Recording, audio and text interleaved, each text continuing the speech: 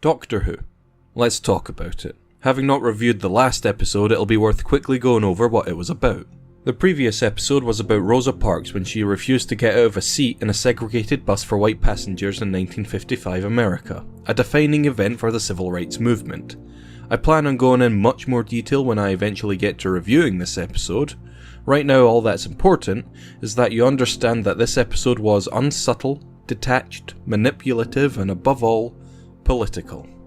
This week's episode, Arachnids in the UK, also had all those problems. Therefore I'm going to have to refer back to the previous episode for this one on some parts. This episode does have different issues it tries to deal with, but attempts to deal with them in a similar way, which makes the overall execution confusing, to say the least. The first third of the episode I have little to complain though. The Doctor and gang land back in Sheffield. Yaz invites everyone over to her place to meet with her family, and everyone but Graham tags along. A mystery is built up and you get to see a lot of characters play off each other very well. Well, mostly well. If I had to complain about something, it would be Jodie's portrayal of the Doctor. She's had a lot of lines that should be funny but for some reason aren't. My brother said that when he hears these quips coming from the Doctor, he feels a laugh coming, but for some reason it never comes out. That's probably the best way to describe her performance. I used to be a sister in an aqua hospital. Actually turned out to be a training camp for the Quiston Calcium Assassins. Going off on one again. Training camp for the Quiston Calcium Assassins? What even is that? That should be hilarious to hear coming from the Doctor. I could picture Tennant's Doctor saying that exact line and I would laugh there, but not here. It could be a number of things. For one, I'm not buying Jodie's performance. Not one bit. I genuinely think she's not suited to play the Doctor. The things she says, right down to the way she behaves, is just so unconvincing. There's nothing subtle about how she performs at all. I mean, I could open the door. What, like, break it in? No, just sort the lock. If you thought it was appropriate. If you're worried about her. I am. Most of that could probably have to do with the writing. It's not like the writing has been very sophisticated with the season. That probably does do something to affect Jodie's performance. Either way, I can't say I like this Doctor. Which is annoying too, because the Doctor has the most to say and do, so I would hope the series would at least make her a little interesting to watch. Right now, the Doctor's companions, for what little point they have so far, do have more potential than the Doctor, and mind you, that isn't saying much. Really think about it. The only thing the Doctor has that keeps us watching this series is the past adventures the Doctor went through. Imagine jumping into this series for the first time, which is something lots of people did. Apart from being a time-travelling nutcase, there's nothing that makes this Doctor fascinating to watch. What is the reason you would want to continue discovering more about this character? It's not her terrible jokes. It couldn't be her past because we've already explored so much of it. It's not her morality regarding guns and violence, and for reasons I'll happily get into later. I don't see anything in this Doctor that's worth exploring because there's nothing interesting about her. Not to mention she behaves so differently from the other Doctors. I feel like I'm not watching the same character anymore. Maybe I'm nervous. Or just socially awkward. I'm still figuring myself out. Oh. So you're still sorting yourself out? So you're saying I was right when I said there was no proper transition between you regenerating and you remembering you're the Doctor? Sounds to me like that's confirmation from the writers admitting they don't know what to do with you. It's a big problem when you admit you can't get your own main character right. If this was any other Time Lord, most of this would be fine. It's the fact that this is the Doctor that this is a huge problem. At least the companions have families, jobs, problems and losses to get through that make them, well, characters. The Doctor is always on top of things, always kind, always clever, always solving problems in the best possible way. The Doctor is also super attractive now. She's the second most attractive Doctor ever. Behind Sylvester. Stay back! This is idiotic! As for the other characters, we get to meet Yaz's family, and it adds very little to her overall character. Until Yaz's family gets involved in more adventures, there isn't anything worthwhile to take note of. Yaz's mother gets involved with trouble throughout the episode, but again, she didn't add anything substantial. They're set up for later though. Oh, even more set up. Ryan didn't do much in this episode. Graham returning home was certainly the most closest thing to being a genuinely emotional moment. This was the potential I was talking about in the first review. Graham returns to his home for the first time since he went off with the doctor. Seeing him stand in his house alone is actually very chilling. I'd say Bradley's performance was on target here. He has the subtlety the doctor lacks, which gives you a much bigger connection with him than anything the doctor does. It's a slow, chilling moment that lets your mind relax while leaving enough room to get you thinking. It's almost heartbreaking to watch. Almost. As good as this scene is, it had the potential to be much stronger. For one, this scene lasted barely 2 minutes in a 45-minute episode. It's hard to get invested in the sad moment when it cuts immediately to something else. I'm not saying they should change that. All I'm suggesting is that it probably would have been better if they had lingered on the scene a few seconds longer. We get a total of 2 scenes with Graham on his own and they're very short-lived. Another problem is Grace, the character who died in the first episode. We don't know enough about her to really be upset for Graham. We know the bare minimum, but we haven't seen enough of these two together to feel like there's a strong connection between them. It's no Amy and Rory is what I'm trying to say. I still appreciate what the scene was trying to do though, and like I said, it almost pulled it off. You know, I have all these complaints about the characters, but they're mostly nitpicks, except the Doctor. That's a whole bigger problem, but for the start of an episode it serves its purpose. It gets you wondering what's going on and it sets up for an exciting episode. The moment they meet the scientist lady, this episode falls apart. So the Doctor and Ryan decide to return some mail to the neighbour. They coincidentally meet this woman who is worried about this neighbour.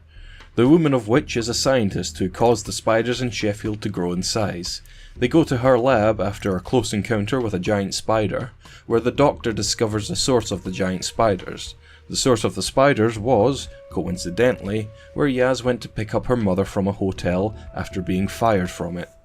Who stabbed you? I did.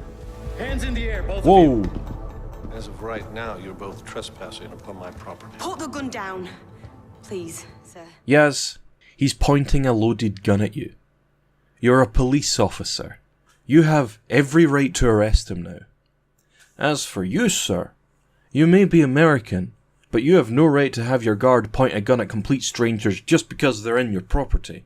What person acts like this? You're not a cartoon character. Oh yeah, I forgot to mention that at the very start of the episode, Yaz's mother gets fired by this businessman because...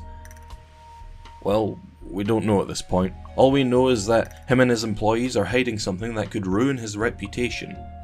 Spiders, probably? What are you, 15? You should be in school. 30, actually. Well, I really don't care. Because if I hadn't fired you then, I would have fired you 10 minutes ago when I saw the rooms. Disgraceful. What rooms? I don't understand. I'm sure you don't understand. Would you like to see how good your mother really isn't? Oh no, they're not. They are, aren't they?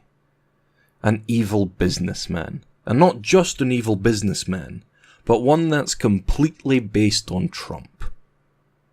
Okay, so forgetting the fact that this episode is at least 2 years too late to make a statement on Trump, the evil businessman is a trope that's been done to death now. Going back to the lab scene, because there's a lot of both essential and needless information dumped in such a short period of time, a lot of questions are asked, a lot of answers are answered, but no solutions seem to come up anywhere. We reckon there could be around 21 quadrillion spiders on the planet in total. Well, that's interesting yet useless information for this situation. So what sort of research are you doing in here? We're interested in utilizing the genetic strengths of arachnids. That's much better information for this situation. Ooh, fun fact. If you weave dragline spider silk as thick as a pencil, it's strong enough to stop a plane in flight. Thank you for telling me this, Doctor. I'll be sure to use it whenever I need to stop a plane in flight. Well, at least the BBC gets to tick one box off its list of priorities now. You're kidding. I'm not. I've had to deal with it. Well, me and Amelia Earhart. You'd like her, she's a right laugh. Yet another joke that doesn't land. You're as well giving up on the jokes now, Doctor. So, we're gonna solve the spider problem or what? What else are you doing in here? I've been working on an enzyme to increase the lifespan. Spiders can keep growing for as long as they live. That spider in Anna's flat was way bigger than a normal household spider. So what you're saying is that Yaz's neighbour, who is also your science partner, as well as many other people are killed because of your experiments. Everything we do here is secure. We discard all carcasses responsibly through a specialist company. Then don't you think you ought to check up on that? If there's a spider outbreak and it has strong ties to what you're doing, perhaps you'd rather check up on what that so-called specialist company is doing if those are the only things coming out of your lab. Unless she was taking things without us knowing, but she's not that kind of person.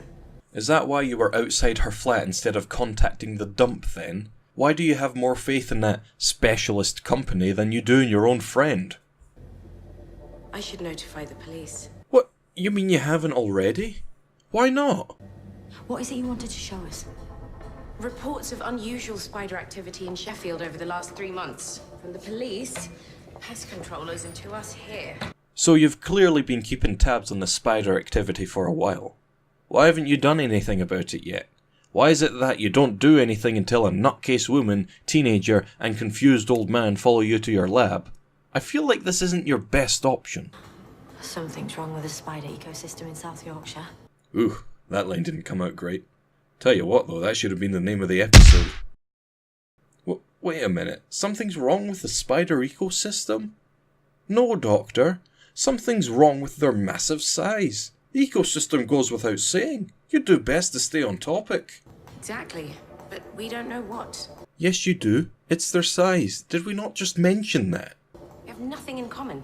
Different species, different quantities. Some are large massings, some have been a profusion of web building. Sounds like normal spider behaviour to me, honestly. I can't work out if they're confused, angry, scared. We're trying to send a message. Wait, hang on. I don't understand. So, there's an infestation of giant spiders in Sheffield that's messing up the ecosystem. That's what we've established. Why would the spiders be trying to send a message? They're no more intelligent than they were before, right? You never established that. Okay, you've drawn a pentagram suggesting the location of where the spiders are coming from. Is that the message you're talking about? That's not a message. That's a guess on your part. Unless you meant what you said metaphorically, in which case, I guess I'm wrong. Sorry. Okay, if there's one thing I can compliment this scene for, is Ryan messing about in the background. It only took me right now to notice. This scene may be a mess, but details like this do put a smile on my face. Back at the hotel, Yaz and her mother are asked to leave while the evil businessman goes to his bathroom break. And not to jail for some reason. Frankie, where are you? Don't keep me waiting.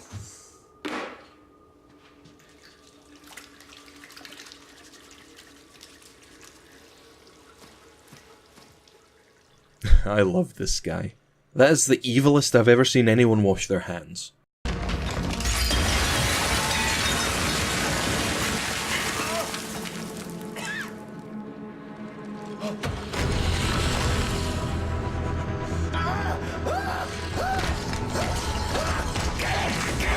I can't get enough of this guy. He's the most entertaining character I've seen in a while.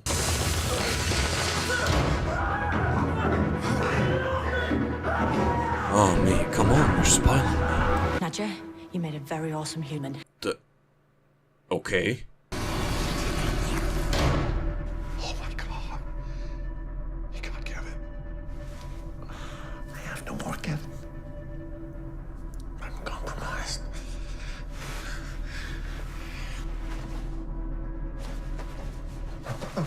Michelle! This actor is having a blast with this.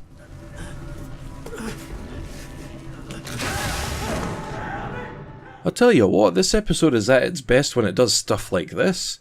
There's a big threat and genuine fear as well as a mystery happening all at the same time. This is the sort of stuff I love seeing in Doctor Who. More of this, please. The Doctor goes to the businessman to get some information. A giant spider just smashed through my bathtub and took out my bodyguard, Kevin.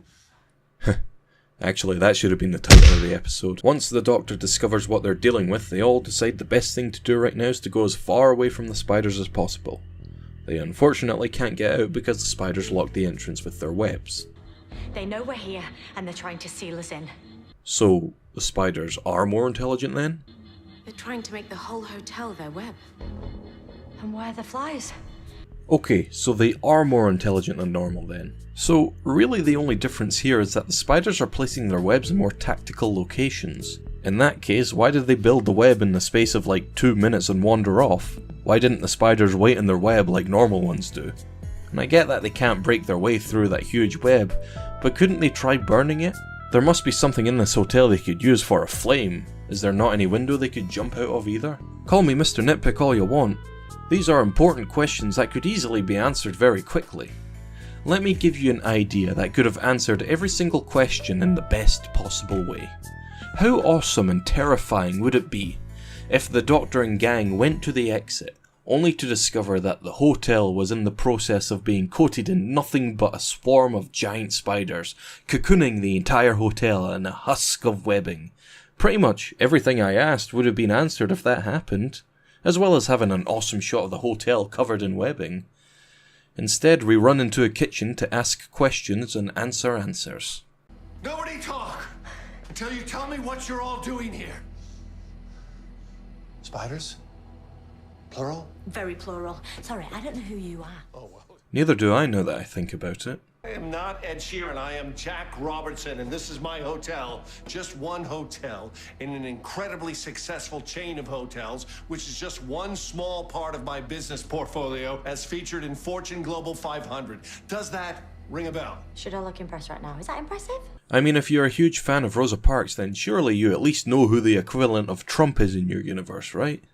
I've heard you're only running because you've hated Trump for decades. Please don't mention that name. Oh. So I guess that means he isn't a caricature of Trump. Even though he behaves in the exact way people think Trump acts, he can't be Trump because he hates Trump. Even though his entire character is most likely based on the man himself, Trump, he can't be because he hates Trump. I mean, he might hate Trump because Trump is also a businessman, therefore a competition. Then again, it's never explained why he hates Trump.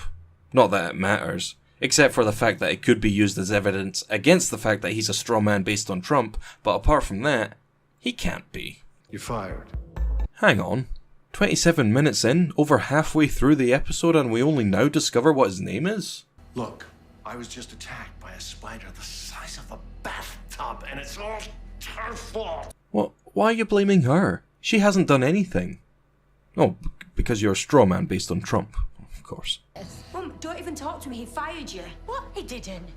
He didn't. You can't be president if you fire Yaz's mum. What do you know? You don't know anything about Yaz's mum. Nadia, sorry. They banter for a while. None of it is that important. The Doctor says she needs plans for the hotel and a captured spider, so Graham and Ryan go to capture a spider. That happened. The Doctor looks through the hotel plans to see if there's any clue on where to go next. They're ultimately pointless as they figure out where to go by asking more questions and answering more answers. Not before having an awkward conversation. Are you two seeing each other? I don't think so. Are we? The answer is no, Doctor. Please, can we not have this conversation now? Yeah, can we not? Ryan and Graham capture the spider for the scientist lady, who says the spider isn't good enough and they need to get a bigger one. Come on, lady, are you not going to at least tell them why they need a bigger one? No? Well, then again, it was the Doctor who asked them to find a giant spider. No idea what that scientist lady needs it for. Doesn't matter because the spider is never mentioned or shown again. I'm not kidding, that subplot is completely forgotten about. On the other side, the girls head down the coal mine below the hotel to see if that'll give them any answers. Not without Jack's disapproval. I'm sure it's a party. Everybody can come. Thanks. Doctor, I've seen these spiders before. But you. You're not the boss of me anymore. What is your deal with that woman, man? They find 2 human-sized cocoons, both of which were Jack's employees.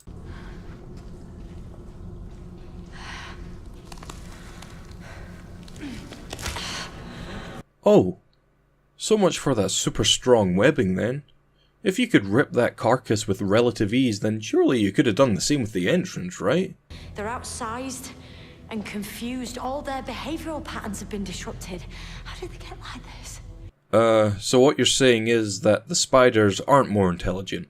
They're just outgrowing their own brains, thus getting confused, thus behaving very out of the ordinary. I don't think you're focused on the right issue here, Doctor. At this point, I have no idea what the plan is. We already know there's an infestation, we already know there's giant spiders, we already know the size is messing with their behaviour. What more could the Doctor be looking for?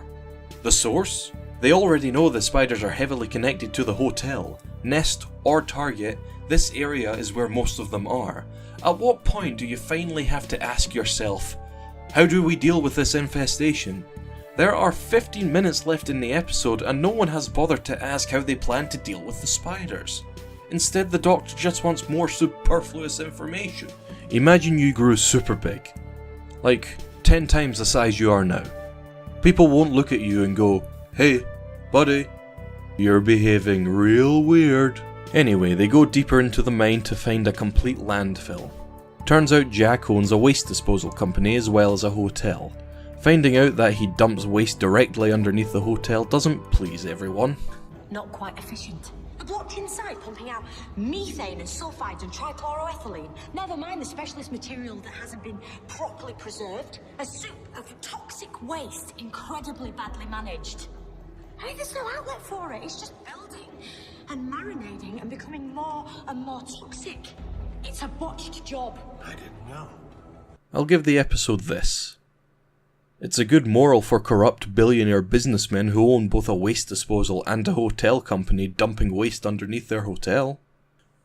Okay, obviously this is very bad. What Jake did here is really unhealthy for the environment and the hotel. That's not hard to get. One big problem with this part, however, is that if you want me to take this seriously, you're going to have to write a better character than this. Jack Robertson is a complete farce. He is a cartoon character.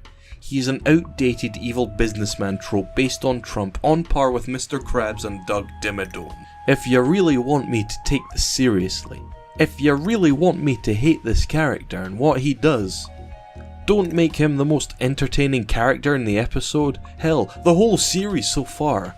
No human being in the world behaves the way this man behaves. No, not even him. It's almost the opposite of what the last villain was. Krasko was played very straight but lacked any proper motivation, and what motivation was there only made you ask more questions. It was more of a plot device than anything else, an excuse for a villain so we could have a triumphant pop song at the very end. Jack Robertson is played off as a corrupt, eye-bulging businessman who's more focused on the bottom line than he is anything else. He is a large part of the episode and hams up his performance to the point where you don't even care how evil he is because he's so entertaining. So when they try to make you hate him, you just can't. Now obviously if someone did this in real life I would absolutely resent this.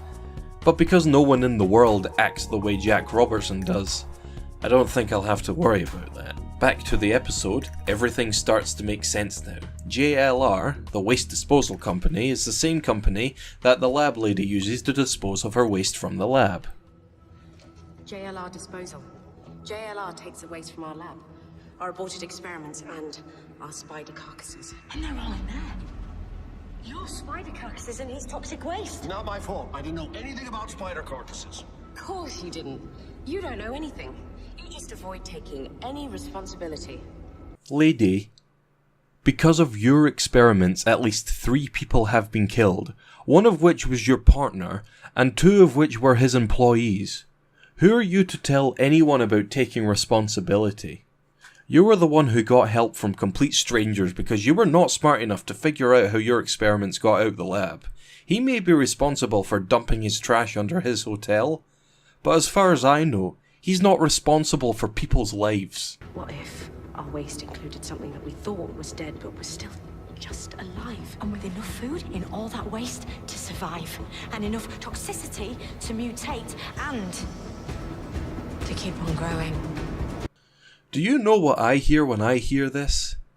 I hear that even if the waste was disposed of properly, the spiders would still have enough food and enough toxicity to mutate and grow within all the rubbish. Having much less containment around the rubbish has the potential to have more spiders grow, have them spread further, and be more trouble for anyone to deal with properly. When I see this exact situation, when I see that the spiders have been contained in a mine under a hotel with no one occupying in it, I'd say you've lucked out. Jack had no right to do what he did. But can you imagine what the damage in Sheffield would probably be if the spiders came out from an actual dump instead of a mine underneath a hotel? There'd also be no straw man to blame then, would there? Moving on, Ryan and Graham find a giant spider.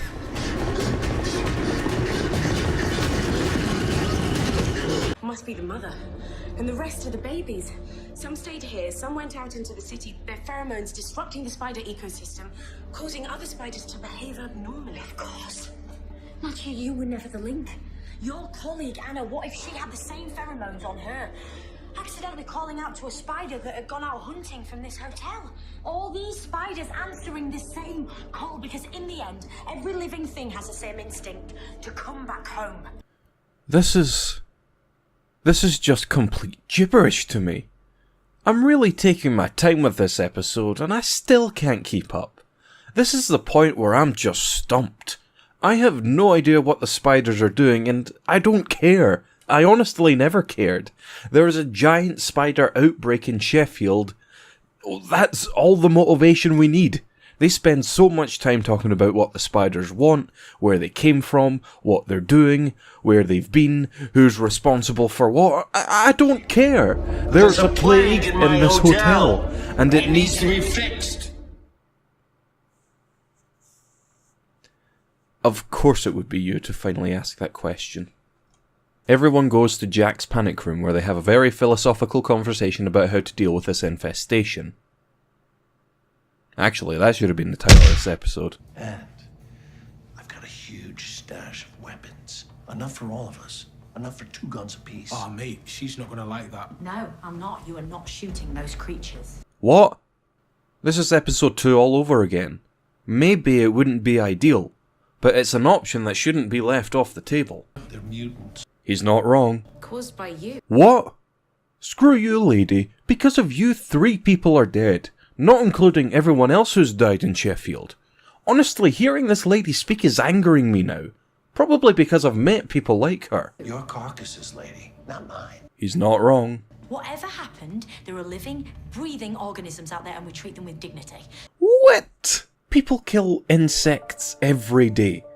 People kill wasps. People kill ants. People kill flies. What makes spiders any different to these insects?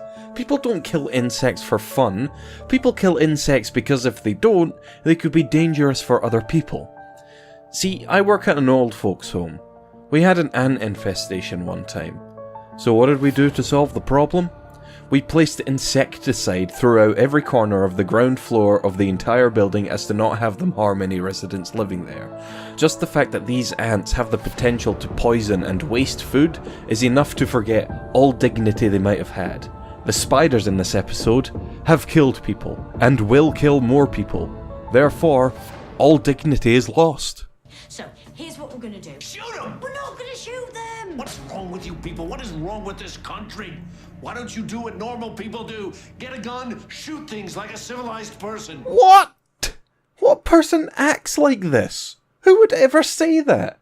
Now I don't agree with anyone. You because you're a gun-obsessed maniac. You because your pacifism is detrimental to the Sheffield population. You because you're being a right stuck-up bitch. And you lot because you have nothing to add. What am I watching? This is driving me mad. I feel like rooting for the spiders now. I hope they all swarm the room and kill you all right now. Because I've got a much better idea. Spiders are roaming this hotel searching for food. We're gonna lure them in here with the promise of food, then deal with the spider mother in the ballroom. Okay. Good. This is a plan I can see working. This is a plan I can get down with. You're going to let spiders use my panic room? They deserve a humane, natural death. Oh, for...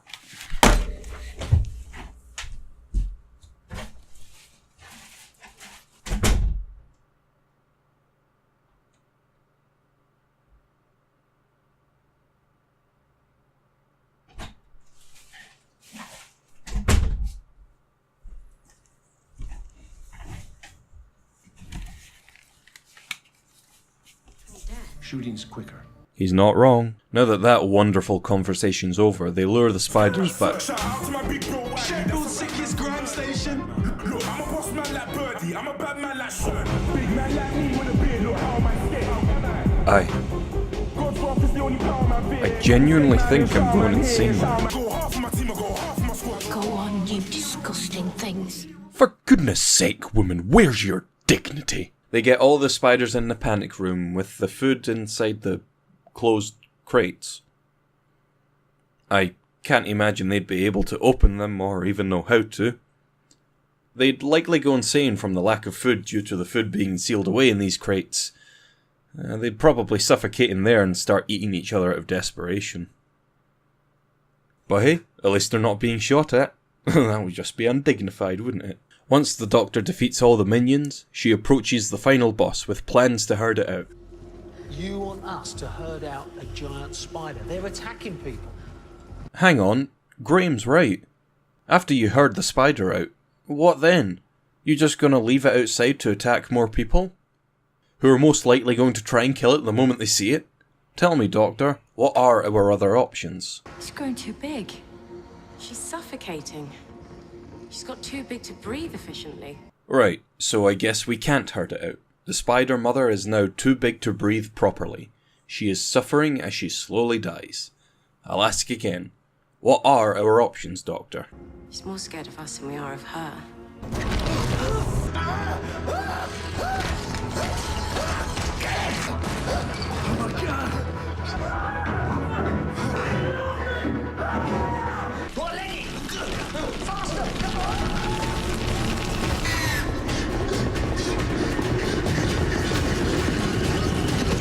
She's more scared of us than we are of her.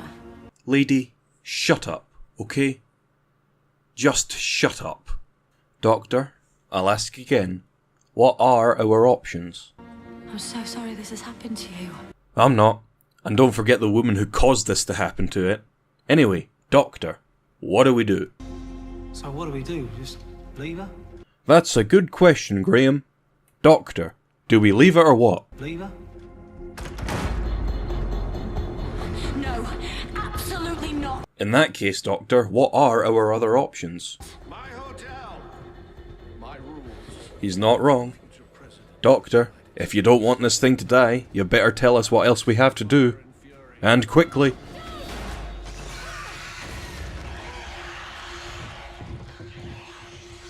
Put the gun down. She wasn't even a threat. She was dying anyway. Well, then it's a mercy killing. He's not wrong. I don't see any mercy in you. Says the person who was about to herd out a giant spider in the middle of Sheffield. I don't need your approval, Doctor. He's not wrong? This is what's going to get me into the White House.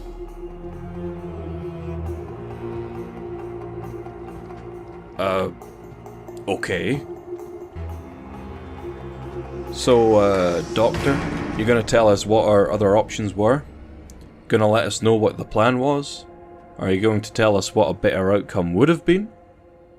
Are you going to... Oh, and it's over. A simple I don't know would have sufficed. See you down there? Wait a minute. How did you get out of the hotel? Last I remember, the webbing completely blocked your exit. In fact, how were you going to herd out that giant spider if there wasn't a way of getting out anyway? Well, clearly there was a way out the hotel because you're out of it now. Did the webs rot away? If so, how did you know it was going to rot away when you were going to herd out the spider? If you knew it was going to rot away, why didn't you just wait it out in a safe room until it was time to get out? Did you climb through a window? Did you burn the exit? Did you find an exit out the mine? Did you jump off the roof? Did you shoot the webs? Or did the writer just completely forget about this bit? It was probably that. After all this has ended, we end up back at Graham's house, with him left alone again. You know, with quiet and expertly simplistic moments like this one right now, I've realised something. The moment a character opens their mouth is the moment the series falls apart for me. That is such a weird thing to hear me say, but it's true. Graham is the only character I'm interested in, and it's because he can pull off scenes like this one. I almost wish this series was based on him instead. I couldn't care less about Ryan, Yaz, or especially the Doctor. You know, going through this episode was really frustrating. So when a scene like this one comes along and relieves me the way it did, the show must be doing something right. I think the show needs to focus on its strengths. It has to embrace its ideas with much more confidence than whatever it has right now. It's as if it's too scared to take a moment to stop and let everything sink in and fear that people will lose interest too quickly. I can tell you right now that something that's simple and easy to follow is always better than something sporadic and difficult to keep up with. I shouldn't even need to say that. The last few minutes of the episode is similar to the first third. I have little to complain about. I mean, there is questions about the remaining spiders in Sheffield, but I've given up caring by this point. I'm just happy to see the episode take a moment to breathe for once. It relaxes me. You know, this episode should be the easiest thing to make enjoyable. The concept of being trapped in a building full of giant spiders is so simple it should be the easiest thing in the world to make entertaining. I have no idea how this episode failed so much at telling a competent and simple to understand story. Now, before I end this review, let's talk about the elephant in the room. Jack Robertson. Now, if for some reason this episode decides to get very political, like I mentioned before, this is a complete caricature of Trump. I do find this very fascinating to think about and discuss with people. And say they completely got rid of the whole political stance in this episode, what do you have left? If you ask me, you have a sloppy, poorly made, badly written episode about giant spiders. But the moment they add in a straw man talking about guns, money, business, the bottom line, toxic waste, this episode almost transcends anything I could have imagined. Suddenly, people forget about the quality of the episodes shown and begin talking about how Jack was a bad businessman like Trump, who likes guns in America and stuff. To me, it's like a distraction to mask how poorly the episode was put together. People aren't going to remember the spiders. People are going to remember Jack Robertson and his patriotism and freedom. It's really confusing to have a political strawman slapped to an episode that absolutely didn't require it. I guess what I'm trying to get at is, you shouldn't look at this episode with what agenda it's trying to push onto you. You should focus more on the quality of the product before trying to discuss the issues it tackles. Sometimes things just aren't worth discussing over, and in my opinion this episode doesn't go into these topics with enough depth or maturity to be worth discussing. True, the previous episode, Rosa, did get political. Thing is, the entire point of that episode was inherently political. There was no avoiding the politics and message it was going to send. Therefore, what was important is how that episode deals with the topics it decided to talk about. Again, I'll review it once I get the chance. This episode, Arachnids in the UK, did not need to get political, yet it decided to. I don't think it did a good job with it, therefore, I don't feel it's worth talking about. Wow, I hated this episode. Let's cheer ourselves up with some bingo, eh? Well, since I skipped the last episode, I have a bit of catching up to do. For the last episode, we have Vanette Robinson as a major role, and Josh Bowman as a minor role. For this episode, we have Shobna Gulati and Chris Noth as major roles. Alright, pop them on. Wow, it's filling up quickly. I can smell a victory coming from a mile away. Anyway, here's hoping the next episode is going to improve. Apparently it takes place in a hospital ship. I wonder if they're going to get needlessly political again. If they did, knowing the BBC, they'd probably talk about how good free healthcare is.